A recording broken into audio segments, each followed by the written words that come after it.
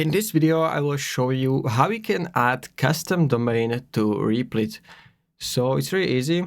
So firstly, you want to open your project for which you want to add your custom domain. And then in top right corner, you want to publish your app. So you need to click on publish, but to be able to publish your app, you need to upgrade your plan. So if you click on upgrade to core, you need to upgrade at least to this plan. And then you can publish your app. When your app is published, you can see a domains field like this one. So this is your domain field, and here you can add your custom domain. So you will just need to add your domain here. And then next step is Replit will give you DNS records, which you need to add to your DNS provider. So let's say if you have Hostinger or GoDaddy, you just want to add those two records here.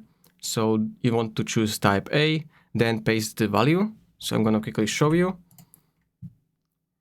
Let's say you have hosting a domain, and here where you have managed DNS records, you want to choose a record, then keep this name as it is, and then paste this value. So this record is value, so you just need to paste this value to a record, and then you want to choose, then you want to click on add record, and then second record is TXT, so you need to do same and add the record for TXT record, and then you want to click on check status.